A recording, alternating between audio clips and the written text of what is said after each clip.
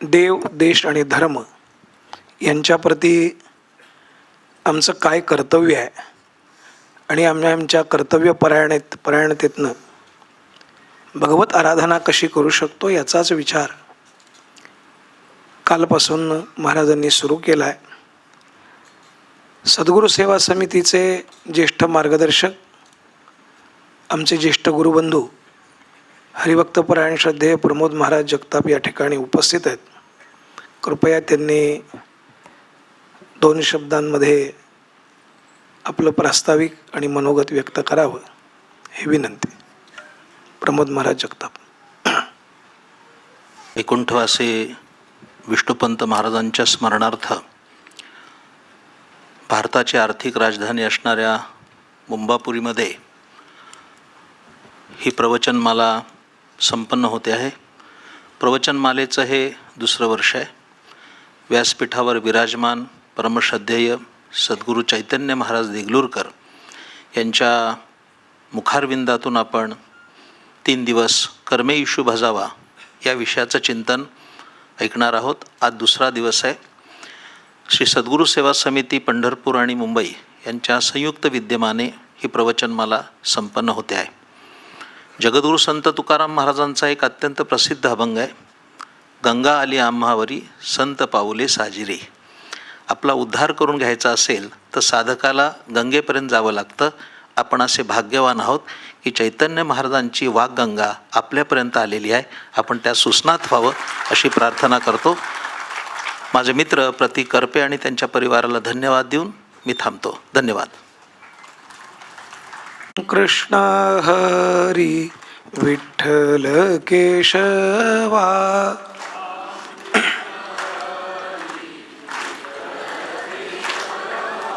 राम कृष्ण हरी विठ्ठल केशवा,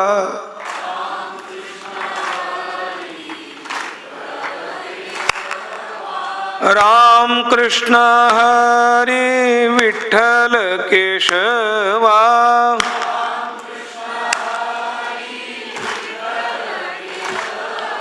राम कृष्ण हरी विठ्ठल केशवा,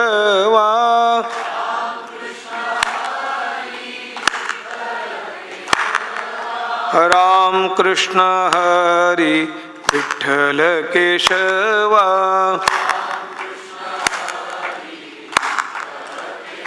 राम कृष्ण हरी विठ्ठल केशवा,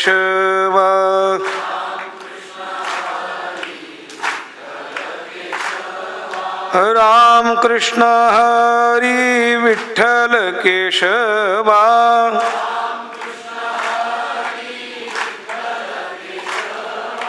राम कृष्ण हरी विठ्ठल केशवा,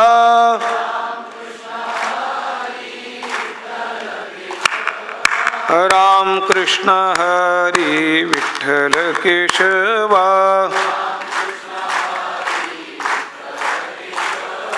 राम कृष्ण हरी विठ्ठल केशवा. पुंडलीक वरदा हरी विठ्ठल श्री ज्ञानदेव पंढरीनाथ भगवान सद्गुरू श्री निवृत्तीनाथ महाराज, माऊली ज्ञानेश्वर महाराज, जगद्गुरु तुकाराम महाराज की, सद्गुरु गुंडा महाराज, सद्गुरु हरी महाराज, सद्गुरु दुंडा महाराज, सद्गुरु भानुदास महाराज की. ते विश्वरूपा करावा अध्याव संपे जवा घवा, तव कर्मे ईशो भजावा हे जे बोलिले 18व्या अध्यायात ज्ञानोबारायांनी या 4थ्या अध्यायापासून 11व्या अध्यायापर्यंत असणारा जो देवताकांड आहे त्याचं चिंतन करताना ज्याप्रमाणे आचार्यांनी संपूर्ण वेदांत विचार आपल्या वेदांत डिंडिमामध्ये एका अर्ध्या श्लोकात आणून ठेवला. श्लोकार्धेन प्रवक्ष्यामि यदुक्तम ग्रंथकोटिभिः ब्रह्मसत्यं जगन्मिथ्या जीवो ब्रह्मैव नापरः. या अर्ध्या श्लोकामध्ये सर्व वेदांत सार आणून ठेवलं. त्याप्रमाणे ज्ञानोबारायांनी या 8 अध्यायाचं, या अष्टाध्यायीचं चिंतन कर्मे ईशू भजावा या अगदी अल्पाक्षरामध्ये मांडलं त्याचं व्यापक चिंतन, त्यातली ज्ञानोबारायांची भूमिका आपणासमोर महाराज आपल्या चिंतनातून म्हणतायत. महाराजांना विनंती करतो की त्यांनी आपल्या विषयाला प्रारंभ करावा.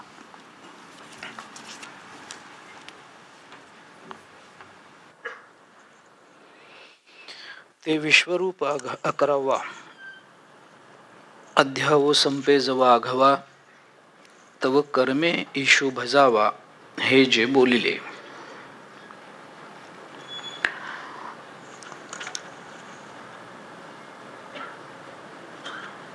वैकुंठवासी विष्णुपंत देहाडराय यांच्या स्मृतिप्रित्यर्थ आयोजित या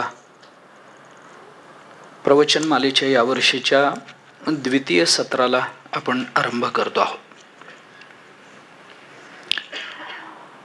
याकरता करपे, चोथवे आणि देहाडराय या तिन्ही परिवाराला अंतःकरणपूर्वक धन्यवाद देतो. आपल्या सर्वांच्या चरणी नतमस्तक होतो. ज्ञानेश्वर महाराजांनी 18व्या अध्यायामध्ये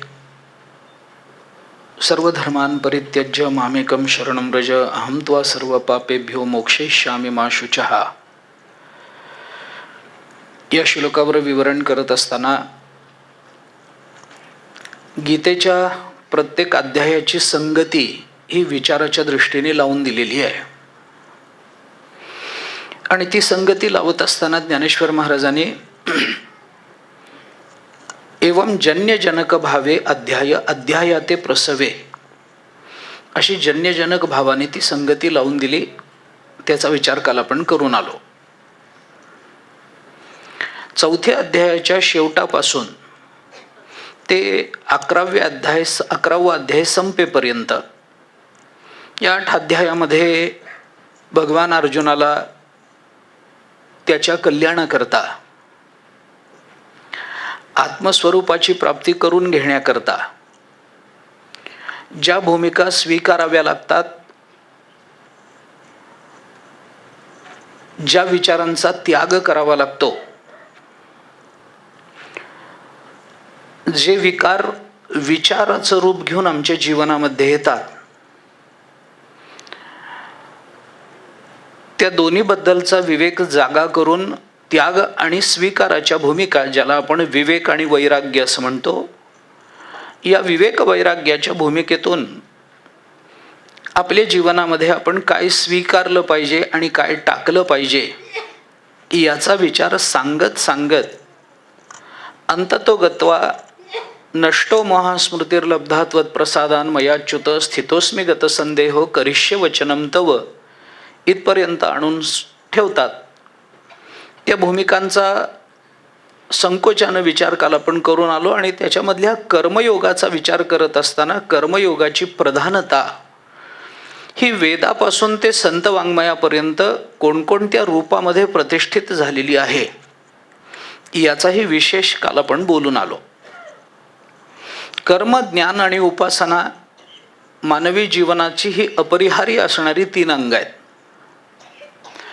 किंबहुना मनुष्याचं व्यावर्तकत्व या 3 गोष्टींमध्ये लपलेलं आहे.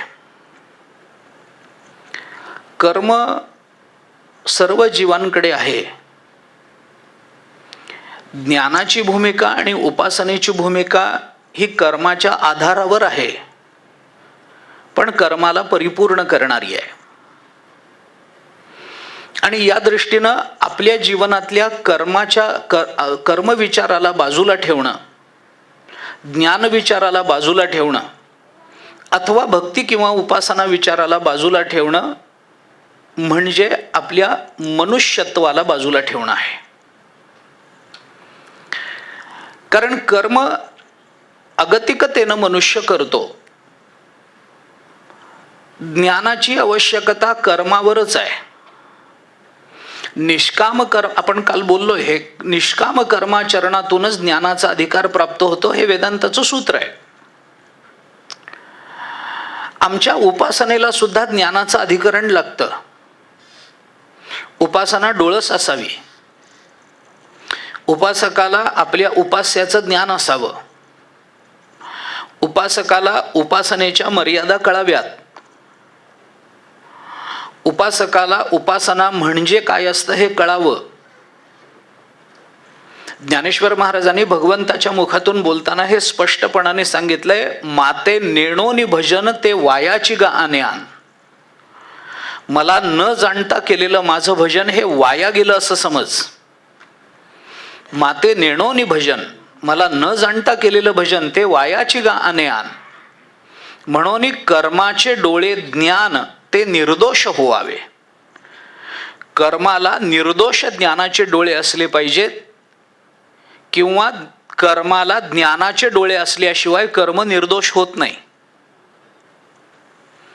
याकरता म्हणून या तिन्ही भूमिका, या कर्मयोगाची भूमिका, ज्ञानयोगाची भूमिका किंवा उपासना अथवा भक्तियोगाची भूमिका, या तिन्ही गोष्टी माणसाला त्याचं मनुष्यत्व सिद्ध करून देतात.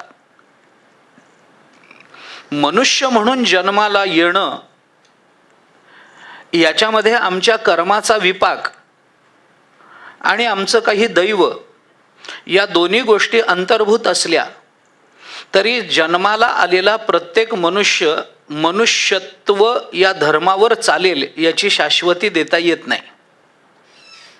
अगदी स्पष्ट बोलतोय.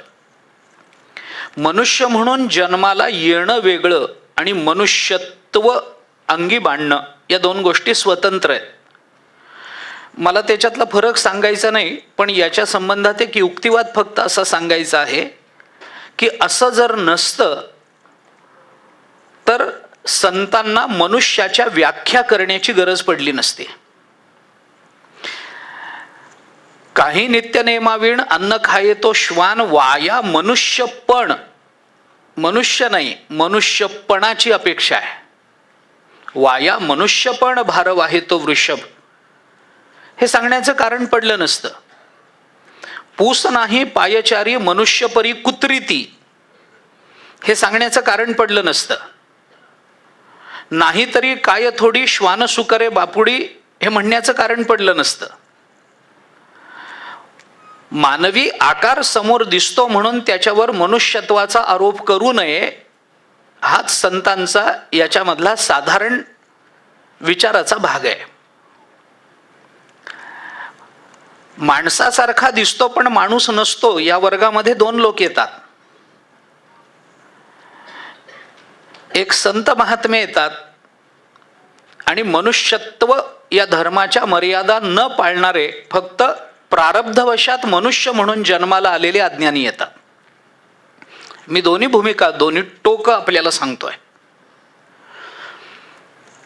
आणि म्हणून मनुष्यत्व, आपण विवेक चूडामणी जरी बघितला ग्रंथ आपण आचार्यांचा, तरी आचार्याने स्पष्ट रूपाने आपल्याला हे सांगितलंय, दुर्लभम त्रयमे वैतद देवानुग्रह हेतुकम मनुष्यत्वम मुमुक्षुत्वम महापुरुष संश्रय. मनुष्यत्व म्हटलंय आचार्याने. दुर्लभत्वाचं हे करत असताना मनुष्यत्व म्हटलंय. माणूस दुर्लभ नाही आहे. लोकसंख्येचा प्रश्न ऐरणीवर आहे. माणूस दुर्लभ नाही आहे, मनुष्यत्व दुर्लभ आहे, ही अडचण आहे. आणि हे मनुष्यत्व जर कशावर अवलंबून असेल तर ते या तीन गोष्टींवर अवलंबून असतं, कर्म, ज्ञान आणि भक्ती. याच्यातल्या कर्मयोगाचं महत्व, ज्ञानयोगाचं अधिकरण कर्मच आहे. ज्ञानाचा अधिकार आम्हाला कर्मानेच प्राप्त होणार आहे.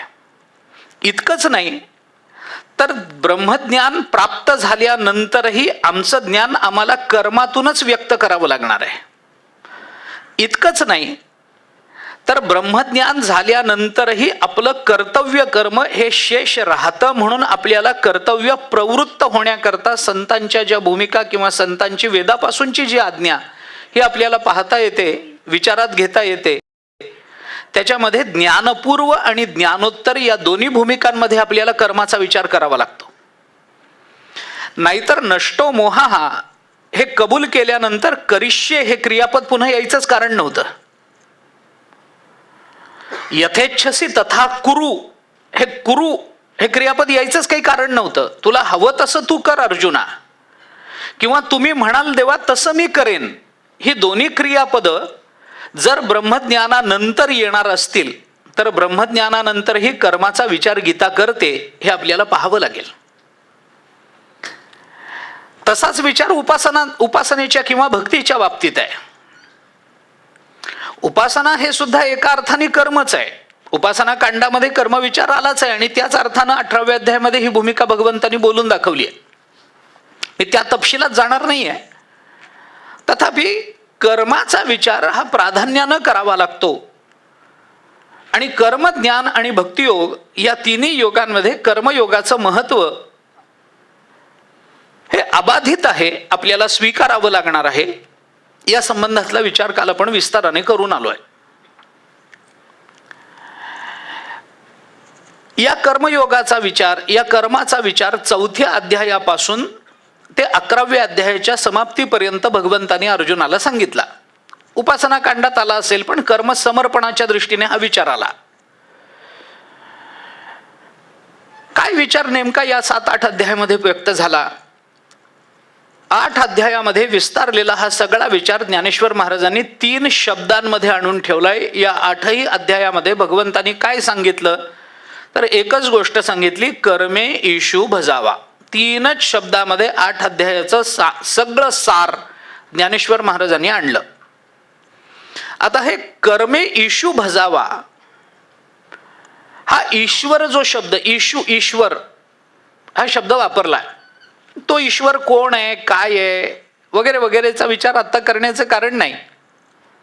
पण ईश्वर शब्द हा देवाकडे आपल्याकडे सहसा देवाकडे लावला जातो. ईश्वर म्हणजे परमात्मा या अर्थाने. पण ईशनशीलता ज्याच्या ठिकाणी आहे त्याला ईश्वर असं म्हणतात. ईशितुम शीलम यस्य या अर्थाने बहुरी जर आपण केला तर ईशितुम शीलम यस्य सहा या अर्थाने जर केलं तर ईशनशीलता म्हणजे नियमनशीलता. जो या सगळ्या जगताचं नियमन करू शकतो तो या जगताचा ईश्वर असतो.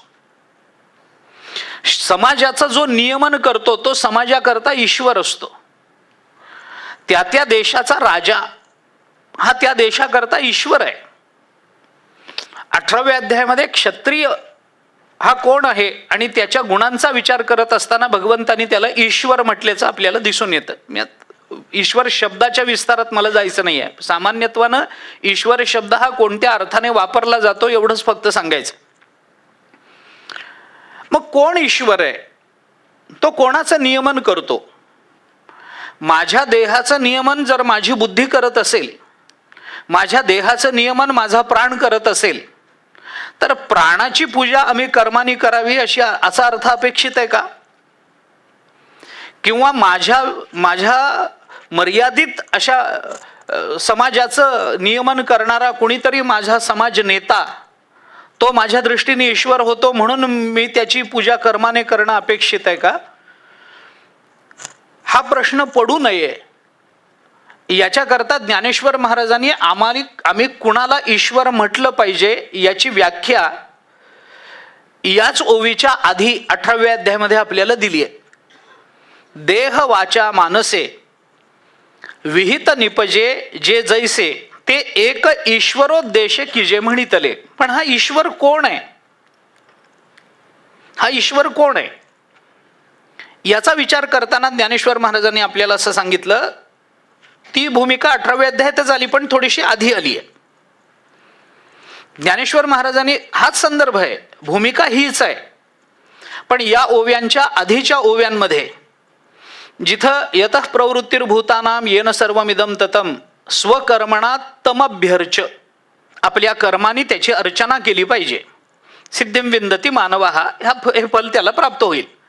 हे सांगताना ज्ञानेश्वर महाराजांनी तिथं विचार असा सांगितला, जेणे जग हे समस्त. ज्ञानेश्वर महाराज एका मर्यादेची भाषा कधीच करत नाहीत. जेणे जग हे समस्त आत बाहेरी पूर्ण भरित. हे समस्त जग ज्याच्याने आत बाहेर पूर्ण भरलेलं आहे. झाले दीपजात तेज जैसे तया सर्वात्मका ईश्वरा स्वकर्म कुसुमांची वीरा पूजा केली होया अपारा तोषा लागी. त्याची पूजा, त्या ईश्वराची पूजा आम्ही आमच्या कर्माने करायची अशी अपेक्षा बोलून दाखवली आहे. मग तो कोण आहे तो ईश्वर जो या सगळ्या जगताच्या आत बाहेर व्यापून राहिलेला आहे आणि जो आमच्या कर्माचं कारण ठरतो आहे, त्याचाही विचार 18व्या अध्यायाच्या शेवटी पुन्हा एकदा येऊन गेलाय. आणि तिथंही ज्ञानेश्वर महाराजांच्या या भूमिका आपल्याला दिसून येतात. ईश्वर सर्वभूतानां हृद्देशेर्जुन तिष्ठती भ्रामयन सर्वभूतानी यंत्रारूढानी मायया. या श्लोकाच्या खालचं ज्ञानेश्वर महाराजांचं व्याख्यान जर आपण बघितलं तरी आपल्याला हीच भूमिका पाहता येईल. तिथं ज्ञानेश्वर महाराजांनी एका दृष्टांताने आपल्याला असं सांगितलं. रूपक अलंकार आहे, पण त्या रूपकातून ज्ञानेश्वर महाराजांनी असं सांगितलं की स्वमायेचे आडवस्त्र लावोनी एकला खेळवी सूत्र बाहेरी नटी छायाचित्र 84 लक्ष. असं एक रूपक तिथं केलंय. मी आत्ता त्याकडे येत नाही आहे. मला बोलायचंय ते अजून एक भूमिका आपल्याला आज सांगून मग हे या कर्मात पूजा कशी करायची या संबंधातला विचार नंतर बोलतो. अशा परमात्म्याची पूजा आम्ही आमच्या कर्माने केली पाहिजे. कर्मे ईशू भजावा याच्यापेक्षा ज्ञानेश्वर महाराजांनी अजून थोडा जास्त खुलासा केला. त्यामध्ये स्वकर्म कुसुमांची वीरा, स्वकर्माला कुसुम म्हटलंय, त्या संबंधामध्ये नंतर बोलणार आहे. आता या परमात्म्याची पूजा आम्ही आमच्या कर्मानी करावी म्हणजे नेमकं काय करावं? एक, आणि ही कर्माची आम्ही केलेली ईश्वराची पूजा ही आम्ही कशा करता करावी, कशी करावी हा प्रश्न कदाचित नंतर येईल. कशासाठी करावी? कर्म आमचं आहे, त्या कर्माचे फलभोग आम्ही भोगणार आहोत. आम्ही त्या ईश्वराची पूजा आमच्या कर्माने करण्याचं कारण काय आहे असा प्रश्न कुणाच्याही अंतःकरणामध्ये स्वाभाविक निर्माण होईल. त्याच्याकरता कर्मयोग समजून घेणं थोडंसं महत्वाचं आहे. कर्माने ईश्वराची पूजा करावी हे मान्यच आहे. का मान्य आहे तर भगवंतानी सांगितलंय म्हणून मान्य आहे. मी जास्त डोकं इथं चालवत नाही आत्ता. काही गोष्टी मला बऱ्याच वेळेला असं वाटतं की काही गोष्टींमध्ये आपण आपली बुद्धी न चालवलेली बरी असते. ब्रह्मलीन स्वामी अखंडानंदजी सरस्वतींनी एका त्यांच्या लेखामध्ये असं लिहिलंय की संतांनी सांगितलेल्या मार्गाने जर मनुष्य भगवत प्राप्ती करता प्रयत्न करेल तर परमात्मा त्याला फार लवकर प्राप्त होतो. परंतु संतांनी सांगितलेल्या मार्गावरून जाताना मनुष्य आपली बुद्धी चालवतो म्हणून देव लांब गेल्यासारखा वाटतो. आणि ही वस्तुस्थिती भावभूमिकेतून जर बघितलं तर ही वस्तुस्थिती आहे. अशी अडचण होते. तुकाराम महाराजांचं एक वचनच आहे या संबंधामध्ये. तुकाराम महाराजांनी स्पष्ट म्हटलंय, न घालावी धाव मनाची आहे ओढी वचनी आवडी संतांची आहे. आपल्या मनाच्या मागे आपली धाव घालू नये, आपली बुद्धी आपण चालवू नये. त्याच्यापेक्षा वचनी आवडी संतांची आहे, संतांच्या वचनाच्या मागे आपण जावं, तो जास्त प्रशस्त मार्ग आहे. उचित जाणावे मुख्य धर्म आधी चित्त शुद्ध बुद्धी ठाई स्थिर न घालावी धाव मनाची ओढी वचनी आवडी संतांची आहे, असं तुकोबारायांचं विधान आहे. असो, काही वेळेला मला हे असं वाटतं की एखाद्याला म्हटलं ज्ञानेश्वरी वाचा, माणसाचा पहिला प्रश्न कशा करता वाचा. आता हे सगळं त्याला बाबा ज्ञानेश्वरी म्हणजे अमुक आहे, ज्ञानेश्वरीत अशी अशी जीवनमूल्य आहे, ज्ञानेश्वरी तुझ्या जीवनाचं कल्याण करेल, ज्ञानेश्वरी हे सगळं सांगत बसण्यापेक्षा एक उत्तर सोपं आहे, जनाबाई सांगतात म्हणून वाचा. वाचावी ज्ञानेश्वरी डोळा पहावी पंढरी असं जनाबाईने म्हणून ठेवलंय ना. मग त्या म्हणतात ना वाचावी ज्ञानेश्वरी, आम्ही डोळे झाकून वाचावी, त्यांच्या पुढे शक्यतो जाण्याचा प्रयत्न करू नये. शहाणपणाचं लक्षण आहे. संत आम्हाला सांगतात, त्याचा हेतू कदाचित आम्हाला कळाला नसला तरी त्यांनी सांगितलेली क्रिया नक्कीच आमच्या कल्याणाला कारण ठरणारी असते. इतका विश्वास ठेवल्याशिवाय पारमार्थिक मार्गामध्ये आम्हाला प्रवेशही मिळत नाही आणि प्रवासही करता येत नाही. परंतु सुदैवाने, मी सुदैवाने हा शब्द फार जाणीवपूर्वक आणि विशेष अधोरेखित करून आपल्यासमोर ठेवतोय की संतांनी सांगितलं म्हणून आम्ही वाचावं याच्यामध्ये कुठेही अंधश्रद्धा येत नाही. कुणाच्याही, मी अनेक वेळेला हे सांगतो आणि परत सांगण्यात मला संकोच नाही आहे की कुणाच्याही मागे जाऊ नये हे खरंच असतं. अंधपरंपरा न्याय तुकाराम महाराजांनी नाकारला. कुणाच्याही मागे जाऊ नये हे खरंच असतं. डोळे मिटून कुणाच्याच मागे कधीच जाऊ नये, खरंच आहे. परंतु आपण डोळे मिटून कुणाच्या मागे चाललेलो आहोत हे एकदा डोळे उघडून बघावं. आणि ते तुकाराम महाराज असतील तर आनंदाने डोळे मिटून मागे चालत जावं, आपलं कल्याण होतं. याच्यामध्ये अंधश्रद्धेचा प्रश्न येत नाही ना. जनाबाई सांगतात, ज्ञानेश्वरी वाचा, भगवंतांनी सांगितलं आपल्या कर्मानं भगवंताची पूजा करा. ज्ञानेश्वर महाराजांनी सांगितलं कर्मे इशू भजावा. कसा भजावा, का भजावा? पण नुसत्याच भूमिका आपण मांडून चालत नाही, त्याची तार्किक आणि तात्विक संगती आपल्याला लावता आली पाहिजे. विधान करणं वक्त्याला फार सोपं असतं, केलेलं विधान सिद्ध करणं हे कठीण असतं, आणि पण ती त्याची जबाबदारी असते. कर्मानं ईश्वराची पूजा करा. ईश्वर कोण आहे? या जगताच्या अंतर्बाह्य व्यापून असणारं परमतत्व, जे आमच्याकडून कर्म करून घेतं. चाले हे शरीर कोणाची आहे, सत्य कोण बोलविते हरिवीण, असा जो परमात्मा, त्याला ईश्वर म्हटलंय. आणि त्या ईश्वराची आपण आपल्या कर्माने पूजा केली पाहिजे, अशी भूमिका आहे. ही कर्माने केलेली पूजा कळावी याच्याकरता थोडा कर्मयोगाचा विचार आपल्याला केला पाहिजे. भगवंताची पूजा आपण कर्माने करा. का करा असा जर कोणी प्रश्न विचारत असेल तर त्याचं पहिलं सामान्य उत्तर हे आहे की आम्ही जर ते सांगतील तशी पूजा नाही केली तर आमच्या ठिकाणी कर्माचं बंधन प्राप्त होतं म्हणून. हे त्याचं अगदी सरळ साधं उत्तर आहे. मनुष्य कर्मानं बांधला गेलेला आहे. मी मगाशी आपल्याला बोललो की कर्म, ज्ञान आणि उपासना मानवी जीवनाला सिद्ध करणारी ही 3 तत्व आहेत, 3 गोष्टी आहेत. याच्यातली एकही गोष्ट आम्ही बाजूला करू तर कदाचित आमचं मनुष्यत्व आम्हाला सिद्ध करता येणार नाही. भावना विरहित जगणारा मनुष्य हा मनुष्य म्हणण्याच्या योग्यतेचा नसतोच. ज्ञान विरहित जगणारा मनुष्य, त्याचं जगणं खरं न. 4थ्या अध्यायामध्ये ज्ञानेश्वर महाराजांनी हे बोलून ठेवलंय, ऐके जया प्राणियांच्या ठाई, ज्ञानाची आवडी नाही तयाचे जियाले म्हणो काही, वरी मरण चांग. ज्ञानेश्वर महाराज ही भूमिका स्पष्टपणाने बोलून दाखवतात.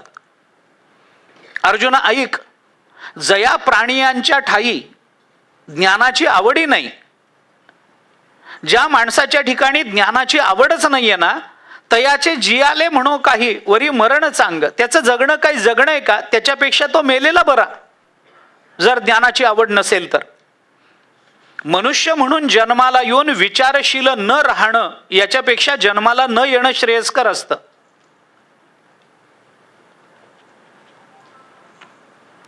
पण ज्ञानेश्वर महाराज इतकं बारीक बोलतात,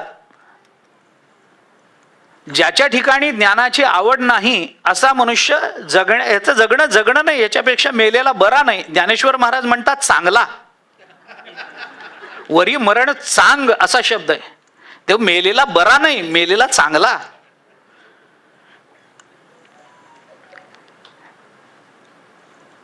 त्याच्या मागची कारण परंपरा सोडून द्या, तो माझा प्रतिपाद्य विषय नाही आता. त्याच्या मागची भूमिका आपण सोडून देऊ. परंतु ज्ञान विरहित जगणं, त्या योग वासिष्ठामध्ये एक श्लोक आलाय.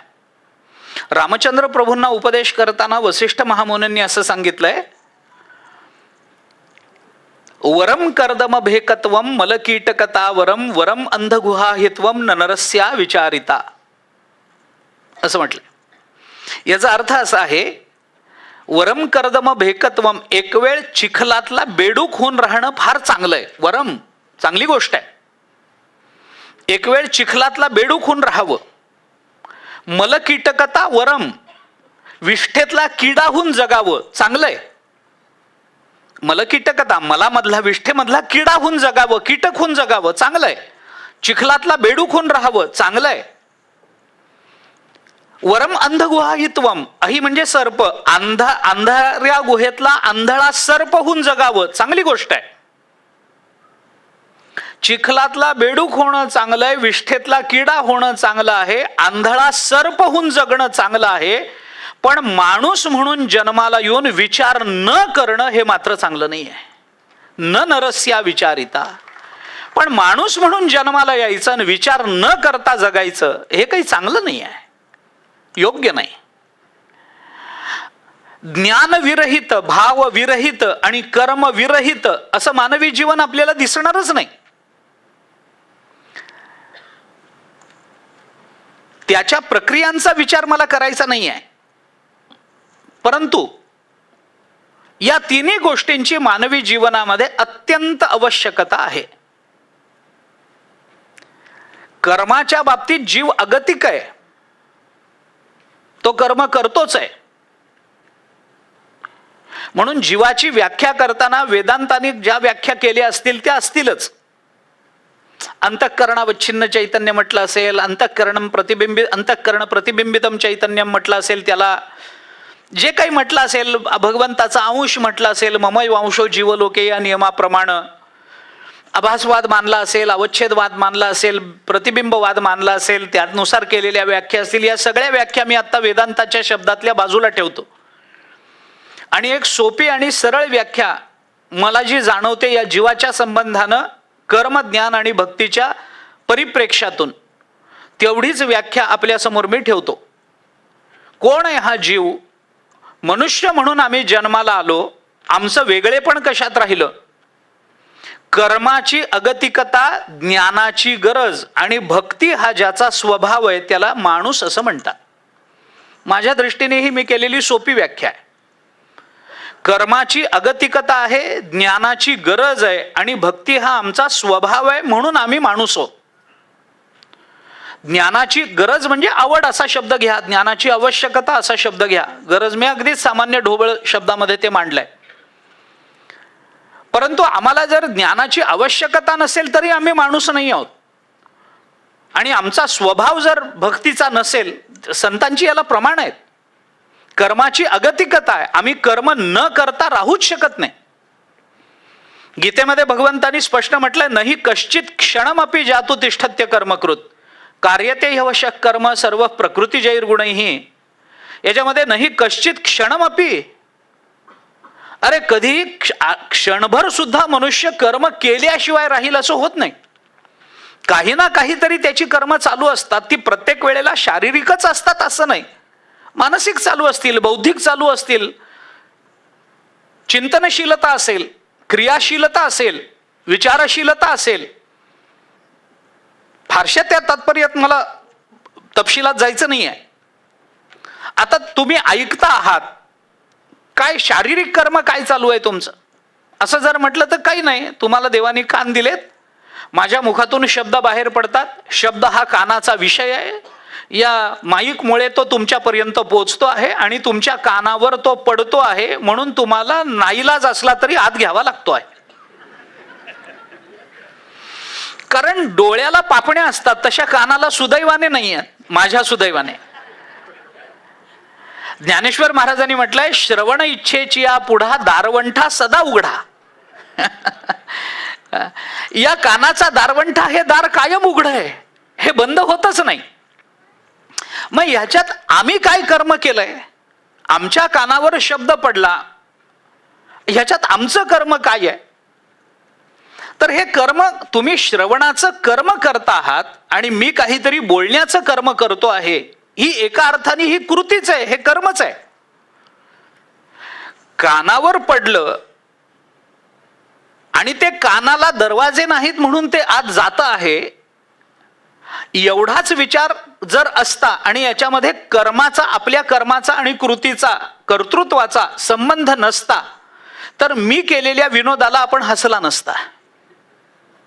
ज्या अर्थी ऐकून आपण मला प्रतिसाद देता आहात, त्या अर्थी तुमचं काहीतरी कर्तृत्व आहे की कानाच्या आत गेलेल्या शब्दाचा आपल्या जीवनाच्या भूमिकेशी तुम्ही कुठेतरी संबंध जोडता आहात. आणि हा जोडला जाणारा संबंध अगतिकतेनं जोडला जात नाहीये, तो तुमच्या बुद्धिमत्तेचं लक्षण ठरतो, तुमच्या कर्तृत्वाचं लक्षण ठरतो आणि त्याच्यानेच तुम्ही श्रोते म्हणून सिद्ध होता. ही मानसशास्त्रीय एक प्रक्रिया आहे, कशी जरी असली तरी. मग मी श्रवण करतो म्हणजे मी काय करतो? मी काहीच करत नाही, मी नुसता बसलेला आहे. पण मी बसलेलो आहे याचा अर्थ माझ्याकडून कर्म चालू नाहीये असं नाहीये, ते कर्म चालूच आहे. म्हणून मी म्हटलं की शारीरिक स्तरावर नसेल, मानसिक स्तरावर असेल, बौद्धिक स्तरावर असेल, चित्ताच्या स्तरावर असेल, मग मनुष्य याचा निर्णय तरी घेऊ शकतो की नाही, नाही हे चाललंय ते मनाला पटत नाहीये, काय बोलतात नाही पटत आहे, किंवा वा वा छान बोलतात, हा विवेक तुमच्या ठिकाणी आहे की नाही, आहे. मग हा विवेक कशातून जागा झाला? श्रवणातून जागा झाला. श्रवण तुम्ही केलं का? मनुष्य म्हणतो हो मी ऐकलंय. हे मी ऐकलं हे जे कर्तृत्व आहे ना, हे कर्तृत्व प्रत्येक क्षणी माणसाच्या ठिकाणी आहे. नाही कश्चित क्षणमपि जातु तिष्ठत्य कर्मकृत. पण कार्यते ही अवश्य कर्म सर्व प्रकृती जैर्गुणैहि. हे भगवंतांनी त्याच्यामध्ये जोडलेली ही पुस्ती ही विशेष महत्वाची आहे, जी तत्वज्ञानाच्या दृष्टीने उपयोगी ठरणारी आहे. याच्यावर बोलताना ज्ञानेश्वर महाराजांनी या श्लोकाच्या खालीच्या शेवटच्या ओवीमध्ये असं म्हटलंय, म्हणून संग जव प्रकृतीचा त्याग न घडे कर्माचा ऐसियाही करू म्हणती तयाचा आग्रहोची उरे. जोपर्यंत प्रकृतीचा संग आहे, जोपर्यंत मायेचा संग आहे, तोपर्यंत जोपर्यंत शक्तीचा संग आहे, आपण शब्द काही वापरूया, संज्ञा परिवर्तनामध्ये संकल्पना परिवर्तित होत नसते, म्हणून आपण संज्ञा जरी काही वापरली तरी जोपर्यंत आमचा शक्तीचा संपर्क आहे, जोपर्यंत प्रकृतीचा संग आहे, मायेचा संग आहे, तोपर्यंत मी कर्म करणार नाही असं माणसाचं म्हणणं हा फक्त आग्रह उरतो. म्हणून कर्माची अगतिकता ही कर्मावर अवलंबून नाही आहे. कर्माची अगतिकता ही केवळ कर्त्यावर अवलंबून नाही आहे, तर कर्माची अगतिकता कर्ता आणि प्रकृती यांच्या नित्य संबंधावर अवलंबून आहे. वेदांत दृष्टीने हा विचार केला तर जोपर्यंत कर्ता प्रकृतीचा संग घेतो आहे तोपर्यंत तो कर्ताच आहे. त्याच्या कर्तृत्वाला आपल्याला बाजूला ठेवता येणारच नाहीये. हा वेदांताचा विषय. या विषयात जर शक्य झालं तर पुढे येईन मी. आणि म्हणून कर्माची अगतिकता, ज्ञानाची गरज आणि भक्ती हा आपला स्वभाव आहे. स्वभाव आहे म्हणजे आपण स्वाभाविक भक्त आहोत. भगवंताच्या मुखातून बोलताना ज्ञानेश्वर महाराजांचं हे विधान आहे, मनुष्य जात सकळ स्वभावताच भजनशीळ झाले असती केवळ माझ्याची ठाई. ज्ञानोबा बोलले ते. आणि आपण भक्त आहोत. कुठेतरी आपल्या भावना आपल्याला समर्पित कराव्या वाटतात. आता ही भाषा जरी तात्विक किंवा आध्यात्मिक वाटत असली तरी व्यावहारिक दृष्टीने बोलायचं झालं तर कधीतरी कुणाजवळ तरी आपल्याला आपलं मन मोकळं करावं वाटतं ना. मग ज्याच्याजवळ आपलं मन ज्या वेळेला आपण मोकळं करत असतो त्यावेळेला आपण त्याचे भक्त असतो, हे लक्षात घ्या. म्हणून भजनशीलता हा आमचा स्वभावच आहे. आम्ही स्वाभाविक भक्त आहोत. ज्ञानेश्वर महाराजांनी महाराष्ट्रातल्या लोकांबद्दल विधान केलं नाही, मनुष्य जात सकळ असं विधान केलंय. सकळ मनुष्य जात स्वभावताच भजनशील, सकळ मनुष्य जात. मग तो माणूस कोणताही असो, तो देव मानतो की मानत नाही हा माझ्या समोरचा मुद्दाच नाही आहे. तो परमतत्वाचा स्वीकार आध्यात्मिक आहे किंवा नाहीये हा मुद्दाच नाहीये. आस्तिक नास्तिक हे मुद्देच नाहीये. कुठे ना कुठेतरी आपला भाव समर्पित व्हावा, कुठे ना कुठेतरी आपण समर्पित व्हावं, आपल्या जवळचं जे जे आहे ते कुठेतरी देऊन टाकावं, असं कधी ना कधी कुणाच्या ना कुणाच्या तरी संबंधानं माणसाला वाटतंच की नाही. ते व्यक्ती संबंधानं वाटेल, ते संस्थेच्या संबंधानं वाटेल, ते आणखीन कशाच्या संबंधानं वाटेल. आमच्या जवळचं सगळं आम्ही कुणाला तरी द्यावं असं आम्हाला कधीतरी वाटतं. बस आहे तेवढा विचार. स्वभावताच भजनशील झाले असती केवळ माझ्याची ठाई. स्वभावताच भजनशील आहे. वैकुंठवासी प्रातस्मरणीय मामासाहेब दांडेकर असं म्हणायचे. त्यांचं विधान सांगतो. ते असं म्हणायचे की मनुष्य स्वभावताच भजनशील आहे. कुठे ना कुठेतरी त्याला समर्पित व्हावं वाटतं. घालीन लोटांगण वंदीन चरण एकतर देवळातल्या देवाजवळ किंवा घरच्या देवीजवळ हे त्याला करावं असं वाटतच असतं, असं ते म्हणत असत. विनोदानेच म्हणत असत अर्थात. पण कुठेतरी आपण समर्पित व्हावं, कुणाशी तरी एकरूप व्हावं. त्यांच्यामध्ये, त्या व्यक्तीमध्ये आणि आपल्यामध्ये कुठले भेद नसावेत. ती व्यक्ती आणि आपण हे दोन वेगळे नसावेत. माझं सगळं त्याला माहिती असावं, त्याचं सगळं मला माहिती असावं आणि आमच्यामध्ये कोणत्याही भाव अथवा कर्तृत्व भेदाचा पडदा नसावा, अशी अपेक्षा जर माणसाच्या अंतःकरणात कुणाबद्दल असेल तर ती त्याची भजनशीलताच मानली पाहिजे. भजन हा शब्द आध्यात्मिक दृष्टीने वापरला जातो म्हणून आपण पटकन देवाकडे जातो. म्हणजे कर्माची अगतिकता, ज्ञानाची गरज आणि भक्ती हा स्वभाव झाला, याच्यातलं काही वगळलं तरी आपल्या मनुष्यत्वाला त्याची बाधा येते. आणि याच्यामध्ये अगतिकतेनं केलं जातं ते कर्म आहे. कर्मयोग हा फार विलक्षण योग आहे जो भारतीय तत्वज्ञानाने स्वीकारलाय. बाकी कोणत्या विचारधारेने तो स्वीकारला की न स्वीकारला याच्याशी आत्ता जरी कोणतं कर्तव्य नसलं तरी जगतामध्ये अशी विचारधारा नाही आहे की जिने कर्मयोगाचं कर्मयोग स्वीकारला नाही आहे. कोणी कसाही असू दे, कर्मयोग हा फार विलक्षण योग आहे. थोडंसं अलीकडच्या भाषेमध्ये जर बोलायचं झालं ना तर कर्मयोग, आता मी शब्द म्हणून थोडेसे जपून वापरतोय आणि शुद्ध मराठी वापरतो, की कर्मयोग ही फार परिपूर्ण ही एक ऑपरेटिंग सिस्टीम आहे. आज आम्ही एखादा सेलफोन घेतो, एखादा लॅपटॉप घेतो, एखादा PC घेतो, कोणतंही इलेक्ट्रॉनिक गॅजेट घेतो, विशिष्ट कालानंतर त्याच्यामध्ये अपडेशन्स येतात, काही बग फिक्स करावे लागतात. कालाच्या ओघामध्ये त्यामध्ये परिवर्तन होणं अपेक्षित असतं, कारण विज्ञान प्रगत होत आहे. प्रत्येक विचाराचा, प्रत्येक वस्तूचा विकास अधिकाधिक चांगल्या दृष्टीनं व्हावा, उपयुक्ततेच्या दृष्टीनं व्हावा, या दृष्टीनं विज्ञान प्रयत्नशील आहे. त्याचा लाभ, मी लाभ हा शब्द सुद्धा खूप चांगल्या संवेदनेने बोलतोय, त्याचा लाभ तुमच्या माझ्यासारख्या जीवाला आज होतो आहे. आपलं अर्ध्यापेक्षा अधिक जीवन आज या तंत्रज्ञानावर अवलंबून आहे, याबद्दल कुणाच्याही मनात किंतु नसावा. आम्ही एखादा मोबाईल घेतो, सेलफोन घेतो, तो विशिष्ट काळ वापरतो, तो वापरल्यानंतर त्याच्यामध्ये काही अपडेशन्स येतात, मग करा अपडेट, मग ते अपडेट करा. अपडेट केल्याने काय होईल, मग कॅमेऱ्याची अजून अधिक चांगली सुधारणा होईल, त्याच्या ह्याच्यामध्ये अमक्या गोष्टी त्याच्यामध्ये अधिक चांगल्या पद्धतीने आम्हाला हाताळता येतील, त्याच्यामध्ये हे चांगलं होईल, अमुक एक चांगलं होईल, ते एक चांगलं होईल, अशी त्याची काही यादी असते. त्याच्यानुसार आपण ते ठरवायचं की अपडेशन आपण घ्यायचं की न घ्यायचं. ते अपडेशन येतात, त्याच्यामध्ये काही दोष काढून टाकले जातात, काही विशिष्ट गुणांचं आधान केलं जातं आणि मग आपल्याला याचा आनंद किंबहुना त्यापेक्षा जास्त अभिमान असतो की माझा फोन अप टू डेट आहे,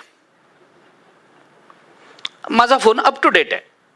आता ते येतच, अपडेशन्स नसतं तेव्हा आपण जर अपडेट करायला जाऊ तर आपल्या फोनवर तसा मेसेज येतो की तुमचा फोन अप टू डेट आहे, तुम्ही याच्यामध्ये अपडेशन्स करू नका. आता तसे काही अपडेट्स आले नाहीत, कारण आत्ता जे यंत्र तुमच्या हातामध्ये आहे त्याच्यामध्ये आत्तापर्यंत तरी, आत्ता या क्षणापर्यंत तरी आम्हाला त्याच्यामध्ये काही दोष दिसले नाही आहेत.